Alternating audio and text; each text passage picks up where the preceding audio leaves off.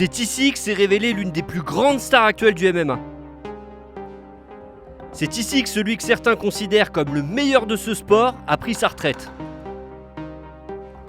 Et c'est ici qu'un Français pourrait devenir le premier champion du monde de l'UFC, la plus grande organisation d'arts martiaux mixtes au monde, le 25 octobre prochain. Ici c'est Abu Dhabi.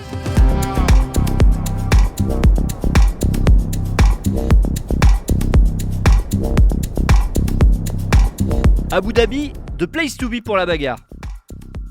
La capitale des Émirats Arabes Unis va organiser son 22e événement UFC. Dans l'histoire, il n'y a qu'à Las Vegas, là où est basé l'orga, qu'il y en a eu plus. Alors comment expliquer que ce pays qui se trouve à 12 000 bornes des États-Unis et qui n'a aucun lien particulier avec les sports de combat soit devenu incontournable? Il y a 3 raisons à ça. Économique, logistique et politique. Remettons les choses dans le contexte. On est au tout début de l'année 2010. L'UFC fête ses 17 ans et c'est déjà la compagnie majeure dans le MMA mondial. Elle a racheté le Pride, son rival japonais, le seul à même de concurrencer sa toute-puissance. Elle organise en moyenne 2 événements par mois et elle s'exporte à l'international chez son voisin canadien et en Europe de l'Ouest. Mais Dana White, le big boss de l'UFC aux manettes depuis 2001, vise d'autres marchés, notamment le Moyen-Orient et plus particulièrement les Émirats Arabes Unis. Cette monarchie constitutionnelle, de la taille de la Nouvelle-Aquitaine, moins peuplée que l'Île-de-France, est devenue riche à partir des années 70 grâce au gaz et au pétrole. Mais elle sait bien que tout a une fin, surtout s'agissant d'hydrocarbures. Alors pour diversifier ses revenus et se donner une bonne image à l'international, elle pratique ce qu'on appelle le soft power, un pouvoir non violent de séduction et d'attraction. Et ça passe par plusieurs secteurs. Le sport, le basket, la Formule 1, le golf et même le surf. Tous ont délocalisé un ou plusieurs événements à Abu Dhabi.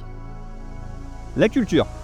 Une antenne du Louvre et du musée Guggenheim ouvre à Abu Dhabi et les concerts des plus grandes stars, de Madonna à Eminem, en passant par André Rieu, viennent se produire dans la capitale des Émirats. Le tourisme. Avec la volonté de séduire d'éventuels candidats à l'expatriation. Le MMA, sport jeune mais à fort potentiel, est clairement sur la shortlist du pays. Début 2010, le gouvernement émirati, via sa société d'événementiel Flash Entertainment, acquiert 10% des parts de Zuffa, la compagnie qui détient l'UFC. 4 mois plus tard, la plus grande orga de MMA débarque à Abu Dhabi pour l'UFC 112 Invincible. Pour l'occasion, la capitale émirati a sorti l'argenterie. Elle a construit exprès une arène en plein air, juste à côté du Ferrari World, le parc d'attractions du constructeur automobile italien qui s'apprête à ouvrir ses portes. Alors pour satisfaire ses nouveaux partenaires, Dana White leur a concocté une belle carte avec 2 combats pour le titre. Celui des moins de 70 kg entre BJ Penn et Frankie Edgar, 2 futurs membres du Hall of Fame de l'UFC. Et celui des moins de 84 kg entre les Brésiliens Anderson Silva et Demian Maia. Anderson Silva, c'est l'une des plus grandes stars de l'UFC à l'époque. Il en deviendra une légende, le combattant qui détient encore à ce jour le plus long règne d'un champion et le record de victoires consécutives. Mais ce soir-là, on a frôlé la catastrophe industrielle. The Spider gagne à la décision, mais sa prestation est tellement nulle qu'il se fait huer par tout le public et atomisé par Dana White après le combat. I don't think I've ever been more embarrassed in the 10 years of being in this business. Certains parlent même du pire combat de l'histoire de l'UFC. Anderson Silva devra présenter des excuses publiques. I need to say sorry for everything. On n'abîme pas l'image de la compagnie impunément. Malgré ce couac, ce premier événement organisé à Abu Dhabi est une vraie réussite commerciale pour l'UFC. Plus de 11 000 spectateurs pour une salle à guichet fermé. Et record de l'époque en vente de pay-per-view pour un pays étranger. Dana White promet de revenir pour se faire pardonner et il tiendra parole 4 ans plus tard. Entre-temps, l'UFC continue de s'internationaliser. Australie, Brésil, Chine. Les Émirats Arabes Unis sont alors une destination parmi tant d'autres. Le vrai tournant arrive en 2019. Cette année-là, l'UFC et le département de la culture et du tourisme d'Abu Dhabi nouent un partenariat. Le deal prévoit au moins un UFC numéroté avec un combat pour le titre à la clé lors des 5 prochaines années. Et pour fêter ça, l'orga américaine offre à Abu Dhabi un banger. Un combat pour la ceinture des moins de 70 kg entre le champion intérimaire, l'américain Dustin Poirier, et la superstar invaincue, le russe Khabib Nurmagomedov. Un carton d'audience mondiale illustré par ce chiffre. Un quart des adultes russes ont vu leur compatriote reprendre sa ceinture. Mais ça, c'était avant le drame. En mars 2020, la pandémie de Covid-19 met le monde entier sur pause. Entre la fin mars et début mai, l'UFC doit annuler 5 événements. L'orga tente de relancer des cartes à huis clos pendant l'été, mais les restrictions empêchent la libre circulation des combattants. Et c'est là que le couple UFC Abu Dhabi va mettre en place un projet fou. Se confiner sur l'île de Yas, à l'ouest de la capitale, et y créer une Fight Island. Une bulle sanitaire de 11 km² avec pour épicentre le Do Forum, là où sont organisés les combats, mais aussi des hôtels pour loger les combattants et leur staff. Et même une cage sur une plage pour s'entraîner en plein air.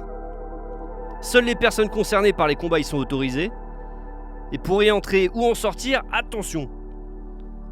Faut prendre un avion privé reliant Vegas, Londres ou Moscou à Abu Dhabi, affrété par la compagnie locale Etihad Airways, après 48 heures de quarantaine au départ.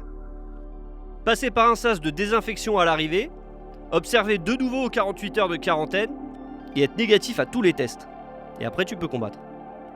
The show must go on, comme on dit. Évidemment, continuer le business en pleine pandémie mondiale a valu à l'UFC une volée de bois vert. Dana White a publié une vidéo de 5 minutes intitulée l'UFC contre les médias, où il s'en prend nommément à ceux qui ont osé critiquer son projet. I don't give a fuck. Mais comme tous les autres sports sont à l'arrêt, l'UFC est seul en scène, et ça cartonne. Entre mi-juillet et fin octobre 2020, 9 événements sont organisés là-bas. Certains sont rentrés directement dans l'histoire de l'UFC. C'est là que Khabib Nurmagomedov a bouclé un 13e combat invaincu face à Justin Gaethje, avant de déposer les gants et la ceinture après le décès de son père.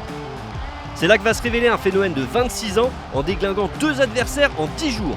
Khamzat Chimaev, l'actuel champion des moins de 84 kg. On reparlera de lui un peu plus tard. Les liens entre l'UFC et Abu Dhabi n'ont jamais été aussi forts. Et en janvier 2021, toujours sur l'île de Yas, l'Etihad Arena sort de terre. Une nouvelle salle de 18 000 places, inaugurée par 3 événements consécutifs, tous siglés UFC, dont la revanche entre Dustin Poirier et la méga star Conor McGregor.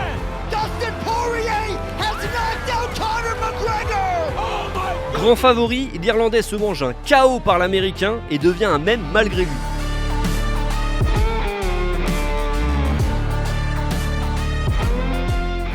A ce jour, c'est le 4e pay-per-view le plus rentable de l'histoire de l'UFC avec 100 millions de dollars de recettes.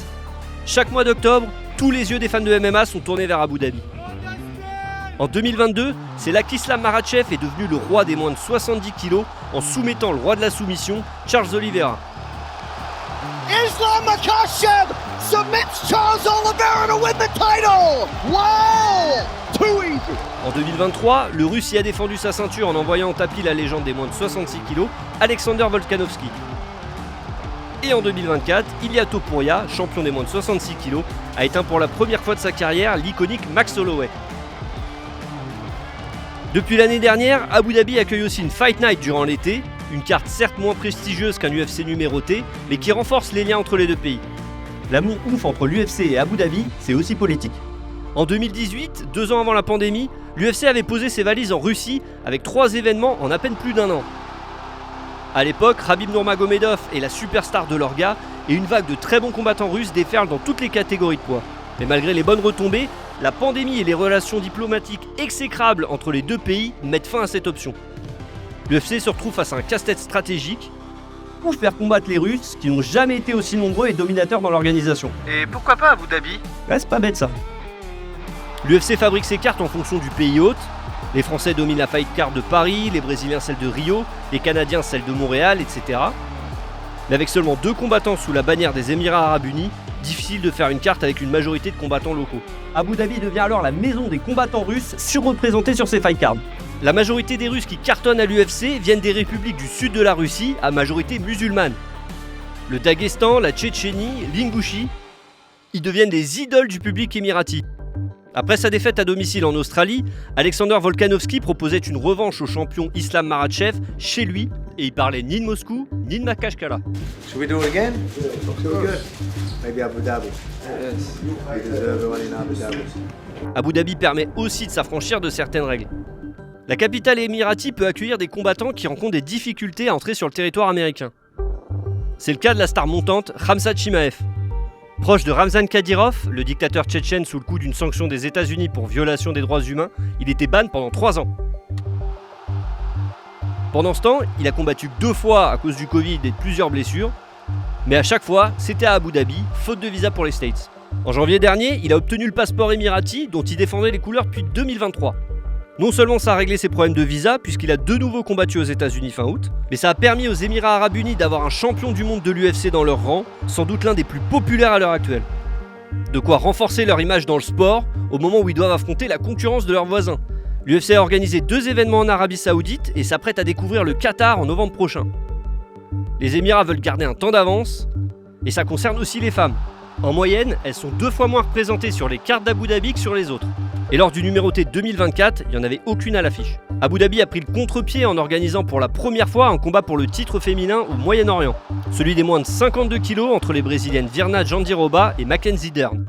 Ce sera en co-main event de l'UFC 321 où Cyril Gane tentera de devenir le premier champion français de l'histoire de l'UFC face à l'anglais Tom Aspinall. Le dernier épisode en date de la collab entre l'UFC et Abu Dhabi, 15 années où 2 entités qui n'avaient a priori pas grand chose à voir l'une avec l'autre ont servi leurs intérêts mutuels. Et si on en croit le Big Boss, c'est pas prêt de s'arrêter. What's up, guys? We are here at DCT headquarters. You know how much I love Abu Dhabi. We just signed a deal to extend our partnership for many, many years to come. This is just, we're going to be with these guys forever, forever, forever, forever.